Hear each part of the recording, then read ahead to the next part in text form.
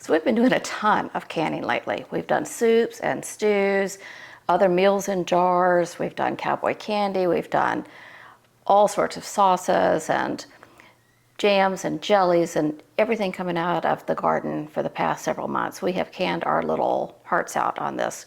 So now it's time to start using some of that. I've been getting a lot of questions lately, and I've been seeing a lot of questions come up in canning groups like on Facebook of, now what? Now what do I do with it? I have this crazy thing called a chutney on my shelf and I don't know what to do with it. So as we've talked about in a couple of my pantry tours, I have really 3 levels in my pantry. So I have the complete meals. We've been adding to that quite a bit here lately.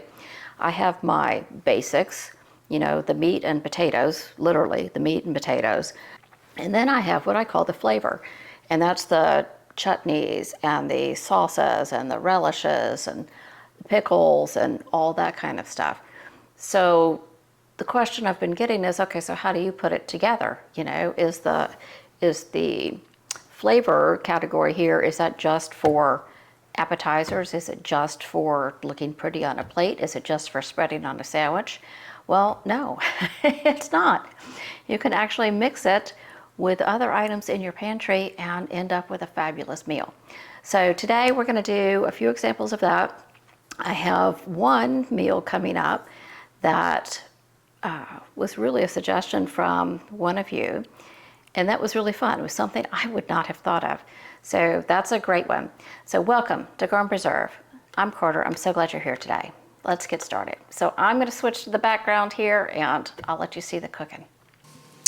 All right, so this is dinner number 1. I started off this one by trying to find the oldest jar of meat I had in my pantry. So this is raw packed pork from July of 2020. So that's more than 3 years ago. And yes, you can see it comes out just perfect. It just looks like leftover pork that was in the refrigerator.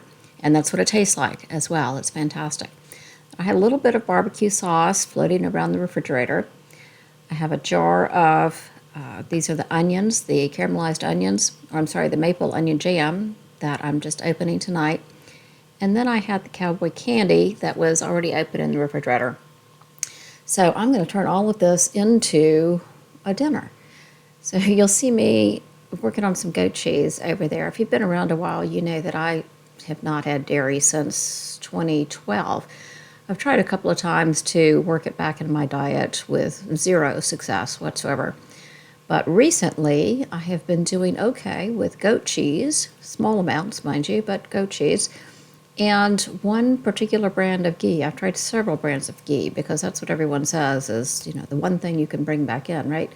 Well, all have failed until I found this one, and it's working for me fine. But back to the meal. So this pork I'm going to let come up to temperature, and then I'm going to let some of the moisture cook down a bit. And then I'm going to add this leftover bit of barbecue sauce. There wasn't a whole lot in here, but that turned out to be fine. This really wasn't intended to be a barbecue pork quesadilla. It was just going to be some fun flavors all mixed together, something different. So I'm going to let this cook down for just a little bit. So now that this has come together, I'm going to switch it off the heat and bring over my, it's really a crepe pan, but I use it with tortillas. And we're going to put these together, and it's going to take no time at all. I'm using these tortillas. These are low-carb tortillas from from Costco, actually. And they're delicious, mind you, but they are, you don't want to read the ingredients. So I've been working on a version that is homemade that tastes as good, and I have not found it yet. But I am working at it because while these are delicious, I don't want to eat some of the things that are in here, and they're pretty pricey. But for now, that's what I have. So I'm going to taste up one side of the tortilla, flip it over, and then start adding the ingredients. I'm going to start with David's. You'll see that I'll add some mozzarella cheese to his. I had gone out of town last weekend, and I made a keto lasagna for him. He's able to eat regular dairy, so I did his with some mozzarella cheese. So I wanted to go ahead and try to finish that up. So he'll get a little goat cheese, a little mozzarella cheese, and then he'll get some of the maple onion jam, and then he'll get a lot of cowboy candy. This is such a good combination. It is, I don't know, it's savory and it's deep and it's rich and it's sweet and it's salty and it's just terrific. He really loves this cowboy candy. And if you are interested, one of my folks who's trying to reduce carbs, the barbecue sauce, the cowboy candy, and the maple onion jam are all made with allulose, and they're perfect. They're absolutely perfect. And that barbecue sauce is over a year old. And you'll see in another dish coming up, I have another item that was made with allulose 15, 16 months ago, something like that. And it is also just perfect. All right, so I'm going to make a second one for David. I end up making two of these for myself too, and could eat one. It turned out to be quite a big meal. So David happily finished my second one. So this was 1 jar of pork. You see, I'd gotten out a second one over there by my basket, but I didn't need it. And this was plenty of meat.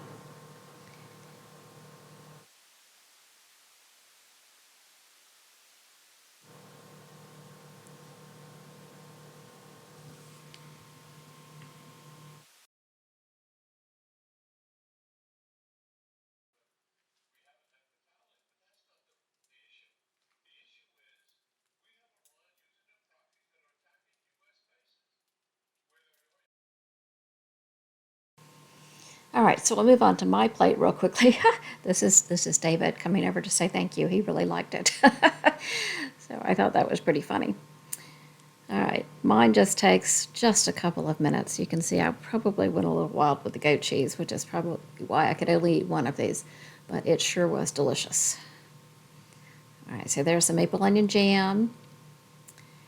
And then for me, just a couple of these cowboy candy because it's pretty spicy for me. All right, so tell me that doesn't look amazing. So I'm challenging you to go to your pantry and pull out some things that you can just put together in a tortilla. And if you don't like the first combination, try another combination. You just never know what you're going to hit on. You see how quick and easy this was, and it is absolutely delicious. So a couple of weeks ago, you may remember that I did a recipe called cottage stew, or I called it cottage stew anyway. It was based off of a recipe done by Gordon Ramsay for shepherd's pie. So I was making this, brilliant concoction, and we have an English chef in the audience, and he says to me, okay, what you made we call savory mince. All right, so I'm good with that. Savory mince is just fine. And he says, and what's more, we generally make enough for leftovers. And so the second day, we'll take the savory mince and we'll add a can of diced tomatoes and some beef broth, and we'll turn it into a soup. And I thought, well, shoot, I can just treat my can as leftovers and I can make that second dish. And so that's what I did this night, and it was so good. And two of us were able to eat just the 1 jar because I added the tomatoes and the broth, and it was very filling. It was just a terrific meal. So this is one of those things that taught me something. I start with what I think is a 100% complete meal in a jar, and it is. And then I turn it into just an ingredient in a totally different dish, and that was really fun for me. So I used about half a jar of tomatoes. Those were from last year. I used a little beef broth.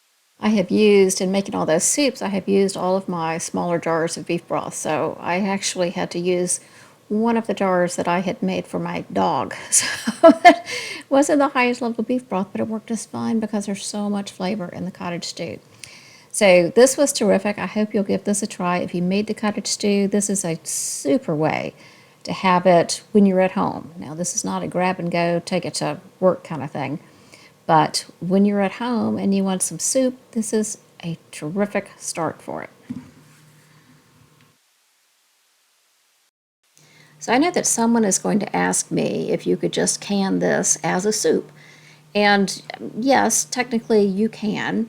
However, because there's so much liquid in the beef broth here, the ground beef texture won't hold together as well. You know, when we can this as the cottage stew, there's not a lot of excess liquid for it to suck up and get soggy. But when you add the beef broth, there is, and so you may not be entirely thrilled with the texture of the ground beef if you can it as a soup.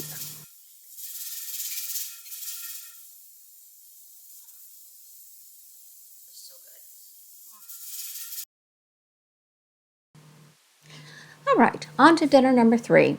So in addition to getting some of the older jars out of my pantry, I'm trying to get some of the older things out of my freezer as well as I go through and try to clean and reorganize those. So this is cauliflower from last year's garden. So I just riced it, stuck it in here, and it's a bit clumped together, but it's still in perfect shape. So if you think you're not a fan of cauliflower rice, or you've never had cauliflower rice, or maybe you've frozen it and you've gone to cook it and it's kind of mushy, and the trick to this really is to dry it out. So I tend to put mine in the oven. I'm going to put it on about 350, and it's probably going to be in there for 10 to 15 minutes, maybe let's call it 15 minutes, while I put the rest of this dinner together. Now we're going to get on to some kale from this year's garden. I was telling David when we had this meal that it's just a very small window of time when you can have both fresh kale and fresh tomatoes, both from the garden. So I did not film slicing the tomatoes, but you'll see those in a minute.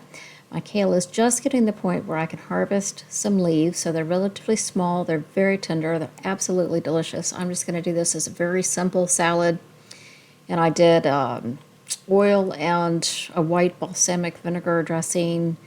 I think I added a little pumpkin seeds, you'll see that in a bit, along with the tomato, and we'll just have this as a wonderful side dish. So I love that I have last year's garden and this year's summer garden and this year's fall garden all represented on the same plate. Plus it made it bright and colorful.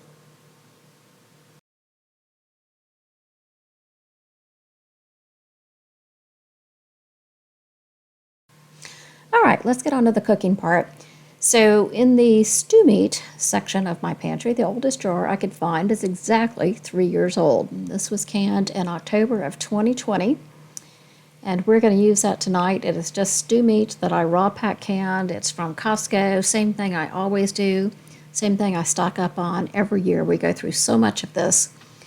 As you may remember from, I don't know, one of my pantry tours, maybe all of my pantry tours, I did a lot of canning in 2020 because there just wasn't anything else to do. And I knew that we were going to be moving in 2021. And I didn't want to have the house on the market and jars all over the place and canners in the midst of going, and the house had to be shown and, you know, all that kind of good stuff. So in 2020, I really focused on canning enough to get us through 2021. And so I did that. And it worked out perfectly. I had very few jars left from 2020. I canned very little in 2021. I was really focused on getting the house sold, getting us moved, getting us unpacked, getting the garden built, and then picked back up on, you know, significant canning in 2022. So I do love finding these older items that I have, and I love knowing that there are only 2 or 3 of them left. So that's fantastic. So it's good to go ahead and get this one up and out because I have been canning stew meat like crazy, and we will use every last jar of it. So now I'm going to add kind of a surprise to this one. I have a chutney. This is a mango chutney. It is over a year old, and this was made with allulose.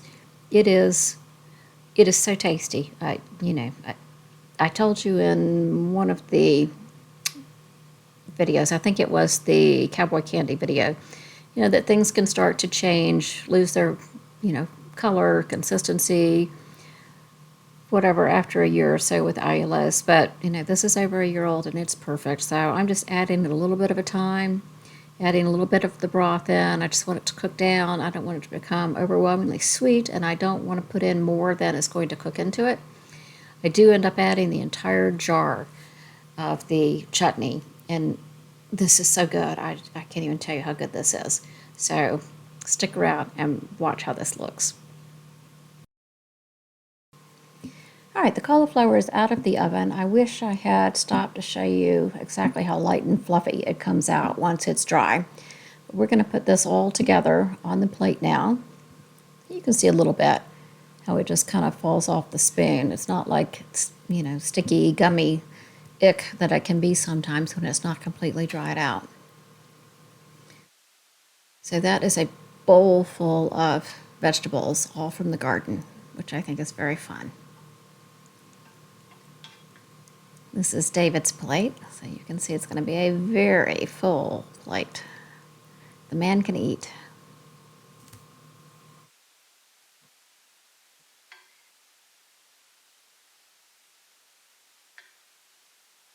There you go, dinner.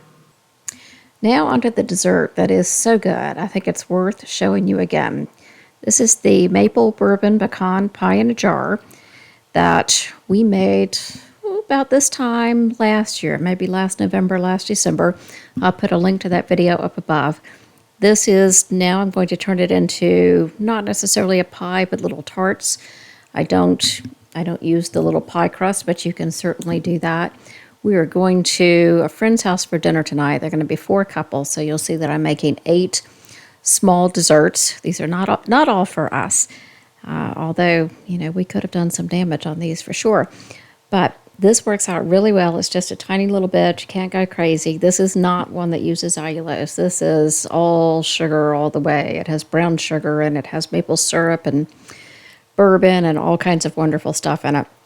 So as you could see, I added 3 eggs, and right before I remembered I should turn the camera on, I had added 5 tablespoons of, it calls for butter. I used buttery flavored coconut oil in this one.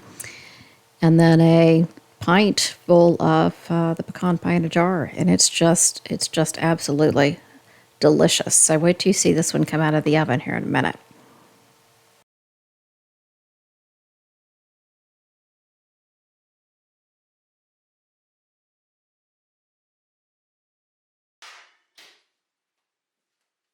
And this is why you need to put some of this on your shelf before the holidays. You're going to love it.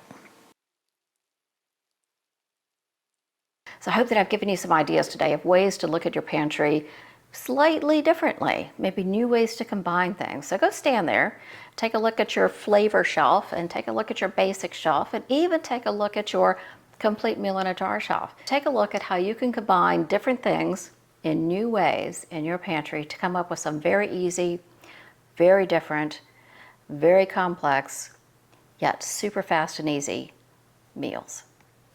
So that's it for me today. I hope you have a wonderful week coming up. If you get a chance, please like, subscribe the video, leave me a comment, tell me what you're doing this week, tell me what you've been working on, tell me what great combination you've come up with out of your pantry. And I thank you so much for being here. I appreciate each and every one of you, and I will see you next week. Bye-bye.